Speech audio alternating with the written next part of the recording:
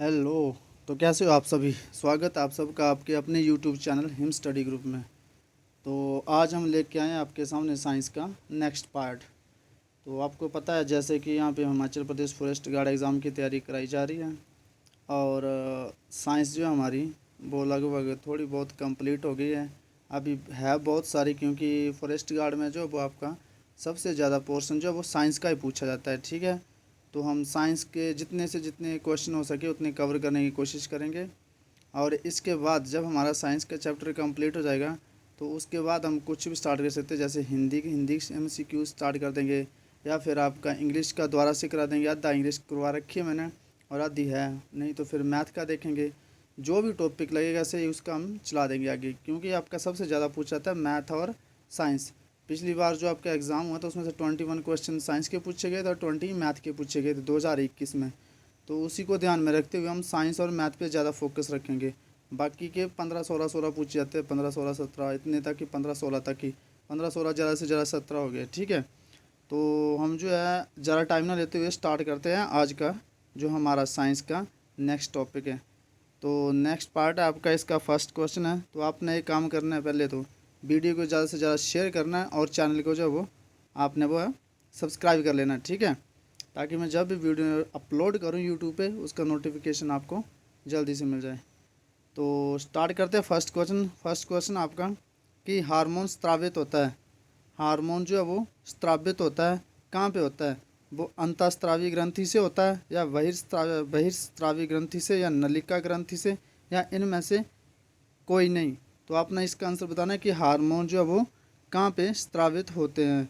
तो हार्मोन जो आपके वो होते हैं अंतःस्रावी ग्रंथि से स्रावित होते हैं। ठीक है, नेक्स्ट क्वेश्चन आपका, नेक्स्ट क्वेश्चन चलते हैं आपका। नेक्स्ट क्वेश्चन आपका कि गवाइटर, गवाइटर या कह लो या घेंगा कह लो, गवाइटर या घेंगा ये जो पनपता है ये किसकी कमी से होता है?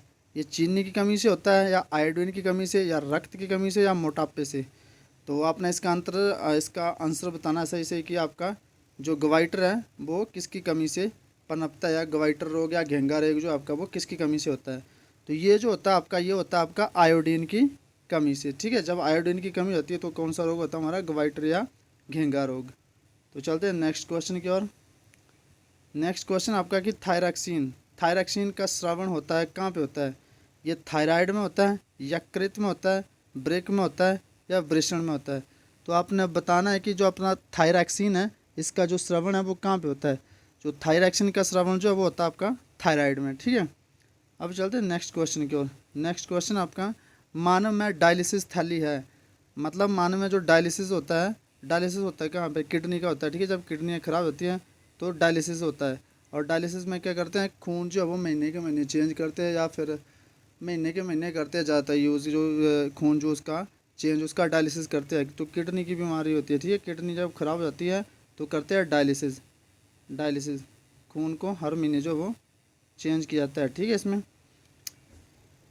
तो ये जो होता है आपका, ये होता है किस में होता है आपका डायलिसिस? ये आपने बताना है। मानव में डायलिसिस थैली है क्या? ये आपने बताना है कि इसका सही आंसर क्या है जो आपकी डायलिसिस थैली है। तो आपका डायलिसिस जो होता है वो होता है नेफ्रॉन में। ठीक है, किडनी की कार्यात्मक इकाई है नेफ्रॉन, याद रखना आपने ये भी। नेक्स्ट क्वेश्चन आपका, भोजन का पचना किस प्रकार की अभिक्रिया है? जो भोजन पचता है ये किस प्रकार की अभिक्रिया है? ठीक है, ये उपचयन अभिक्रिया, संयोजन अभिक्रिया, अपचयन अभिक्रिया, या विस्थापन अभिक्रिया है? तो जो भोजन है आपका ये जो पचता है ये आपकी उपचयन अभिक्रिया है। ठीक है, तो चलते हैं नेक्स्ट क्वेश्चन की ओर। नेक्स्ट क्वेश्चन आपका कि कौन सा पादप नियंत्रक फल बेचने वालों द्वारा उपयोग किया जाता है? ये किया जाता है एब्सिस अमल, या जिबरेलिन अमल, या इथाइलिन, या ऑक्सिन? तो ये जो होता है जो जो कि फल बेचने वाले होते हैं उनके द्वारा यूज किया जाता है ये आपका इथाइलिन। जैसे सब्जी की दुकानों में दुकानें होती हैं ना, तो वहाँ पे जो है छिड़काव जो इथाइलिन का करते हैं।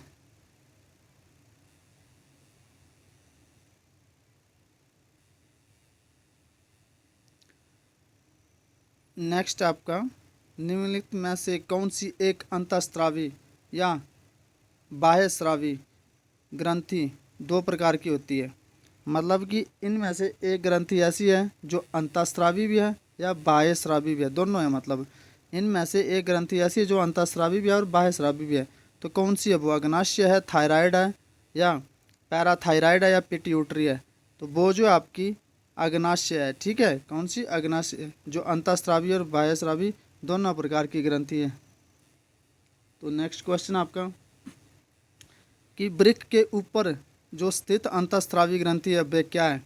ठीक है, वो पीयूष ग्रंथि है, पीनियल ग्रंथि है, अधिवृक्क ग्रंथि है, या नन ऑफ दीज है? तो वृक्क के ऊपर जो स्थित अंतःस्रावी ग्रंथि है वो क्या? आपने वो इसका आंसर बताना है, ठीक है। तो वो जो आपकी वो है अधिवृक्क ग्रंथि, ठीक है, क्या है? अधिवृक्क ग्रंथि। चलते हैं नेक्स्ट क्वेश्चन की ओर। नेक्स्ट क्वेश्चन आपका कि बोलता है कि निम्नलिखित में से कौन सा पादप हार्मोन है? आपने बताना कि कौन सा पादप जो है वो हार्मोन है। तो वो इंसुलिन है, थायरक्सिन है, या एस्ट्रोजन है, या साइटोकाइनिन है? तो साइटोकाइनिन जो आपका ये जो पादप है आपका वो क्या है? हार्मोन है, ठीक है। साइटोकाइनिन पादप जो आपका वो हार्मोन है। चलते हैं नेक्स्ट क्वेश्चन की ओर। दो तंत्रिका कोशिकाओं के मध्य खालिस्तान को क्या कहते हैं? ये शायद पेपर में भी आया था 2021 में। तो उसको दोमिका कहते हैं, या सिनेटिक दरार, या स्नेप्स कहते हैं, या एक्सॉन कहते हैं, या अवेक कहते हैं? तो इसको जो कहते हैं हम क्या कहते हैं? इसको स्नैप्स कहते हैं, ठीक है। तो चलते हैं नेक्स्ट क्वेश्चन की ओर। नेक्स्ट क्वेश्चन आपका कि जब प्रकाश की किरण हवा से कांच में प्रवेश करती है तो मुड़ जाती है, अविलंब से दूर रहती है, अविलंब के निकट होती है, अविलंब के समांतर होती है, इनमें से कोई नहीं होती है? तो जो जब प्रकाश की किरण हवा से कांच में प्रवेश करती है तो ये क्या होती है? अविलंब के निकट हो जाती है, ठीक है, क्या होती है? अविलंब के निकट हो जाती है। नेक्स्ट क्वेश्चन कि फोटोग्राफी कैमरा का अभिदृश्यक होता है, कौन सा होता है? उत्तल लेंस होता है, या अवतल लेंस होता है, या उत्तल दर्पण होता है, या अवतल दर्पण होता है? तो सीधी सी बात यह है कि फोटोग्राफी जो कैमरा होता है उसका लेंस कौन सा होता है? वो होता है आपका उत्तल लेंस। चलते हैं नेक्स्ट क्वेश्चन की ओर। नेक्स्ट क्वेश्चन आपका कि सरल सूक्ष्मदर्शी में किसका उपयोग किया जाता है? तो सरल सूक्ष्मदर्शी में आपने बताना है कि किसका उपयोग किया जाता है? अवतल दर्पण का भी किया जाता है, या उत्तल दर्पण का, या अवतल लेंस का, या फिर उत्तल लेंस का? तो सरल सूक्ष्मदर्शी में किसका उपयोग किया जाता है? ये आपने इसका आंसर बताना है। तो सरल सूक्ष्मदर्शी में जो है वो आपके उत्तल लेंस का उपयोग किया जाता है। किसका किया जाता है? सरल सूक्ष्मदर्शी में आपके उत्तल लेंस का प्रयोग किया जाता है। अब चलते हैं नेक्स्ट क्वेश्चन की ओर। नेक्स्ट क्वेश्चन आपका कि किस लेंस के द्वारा सिर्फ काल्पनिक प्रतिबिंब बनता है? किस लेंस के द्वारा सिर्फ काल्पनिक प्रतिबिंब बनता है? ये बनता है आपके उत्तल लेंस द्वारा, अवतल लेंस द्वारा, बाइफोकल लेंस द्वारा, या इनमें से कोई नहीं? तो इसका जो सही आंसर है वो है आपका अवतल लेंस, ठीक है। इसने क्वेश्चन पूछा है कि किस लेंस के द्वारा सिर्फ काल्पनिक प्रतिबिंब बनता है, तो वो बनता है आपके अवतल लेंस द्वारा जो है आपका सिर्फ काल्पनिक प्रतिबिंब बनता है। अब चलते हैं नेक्स्ट क्वेश्चन की ओर। नेक्स्ट क्वेश्चन आपका कि दाढ़ी बनाने में कौन सा दर्पण प्रयुक्त होता है? ठीक है, कि क्वेश्चन पूछता है आपका कि दाढ़ी जो बनाते हैं हम, शेविंग करते हैं, तो उसमें कौन सा जो है दर्पण यूज़ होता है? तो उसमें समतल दर्पण यूज होता है, उत्तल दर्पण यूज होता है, अवतल, या कोई नहीं? तो दाढ़ी बनाने में जो वो अवतल दर्पण जो है आपका यूज़ होता है, ठीक है। नेक्स्ट चलते हैं आपका। नेक्स्ट आपका कि काल्पनिक प्रतिबिंब होता है, जो आपका काल्पनिक प्रतिबिंब होता है वो कैसा होता है? वो सीधा होता है, उल्टा होता है, दोनों, या कोई नहीं? तो जो काल्पनिक प्रतिबिंब आपका वो होता है सीधा, ठीक है। अब चलते हैं नेक्स्ट क्वेश्चन की ओर। नेक्स्ट क्वेश्चन आपका कि एक उत्तल लेंस होता है, मतलब एक उत्तल लेंस होता है वो कैसा होता है? वो सभी जगह पर समान मोटाई का होता है, या बीच की अपेक्षा किनारों पर मोटा होता है, या किनारों की अपेक्षा बीच में मोटा होता है, या इनमें से कोई नहीं होता? तो ये इसका आपने सही आंसर बताना है। तो इसका जो सही आंसर है वो है कि ये जो आपका उत्तल लेंस है ये किनारों की अपेक्षा बीच में मोटा होता है, ठीक है, बीच में मोटा होता है। जो गाड़ी गुड़ियों में लगे होते हैं, हमारे स्कूटी बाइक में लगा होता है, तो उसको कभी तोड़ के देखना, जब पुरानी गाड़ियों के गाड़ी या पुरानी बाइकों के होंगे तो उसको वहाँ खुद एक्सपेरिमेंट कर लेना इसका, कि जो आपका उत्तल लेंस है वो किनारों के बीच, मतलब किनारों की अपेक्षा बीच में जो आपका मोटा रहता है, ठीक है। चलते हैं नेक्स्ट क्वेश्चन की ओर। नेक्स्ट क्वेश्चन आपका कि सोलर कुकर में प्रयोग किया जाता है, आपने बताना है कि सोलर कुकर में जो प्रयोग किया जाता है वो कौन सा दर्पण है, ठीक है। वो आपका अवतल दर्पण का होता है, मतलब सोलर कुकर में प्रयोग होता है अवतल दर्पण का, या उत्तल दर्पण का, या समतल दर्पण का, या उत्तल या अवतल दोनों दर्पण का? तो आपने बताना है कि सोलर कुकर में प्रयोग की जाने वाला दर्पण जो है वो कौन सा? तो सोलर कुकर में जो प्रयोग की जाने वाला दर्पण है वो है आपका अवतल दर्पण। ठीक है, कौन सा दर्पण? अवतल दर्पण।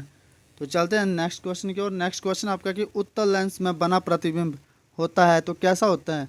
जो उत्तल लेंस में प्रतिबिंब बनता है, उत्तल लेंस में बना प्रतिबिंब जो है वो कैसा होगा?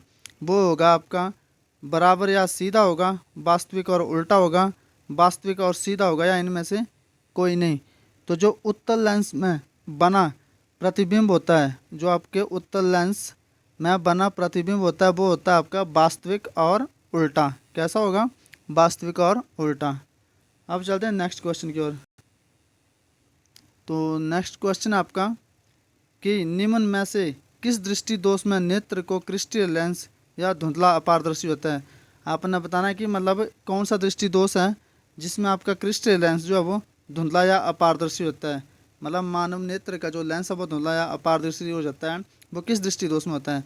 वो निकट दृष्टि दोष में होता है, ठीक है, या मोतियाबिंद में होता है, या दीर्घ दृष्टि दोष में होता है, या जरा दृष्टि दोष में। तो ये जो होता है आपका मोतियाबिंद में होता है कि जब आपका जो क्रिस्टल लेंस बहुत धुंधला होता है और अपारदर्शी होता है, वो किस में होता है? जब मोतियाबिंद होता है तो उसका जो आपका क्रिस्टल लेंस है बहुत धुंधला होता है। ठीक है, तो आई होप आपको सेशन पसंद आया होगा। तो वीडियो को जो अपना ज़्यादा से ज़्यादा शेयर करना और चैनल को सब्सक्राइब करना है। ठीक है, तो मिलते हैं नेक्स्ट वीडियो में, तब तक के लिए जय हिंद जय भारत।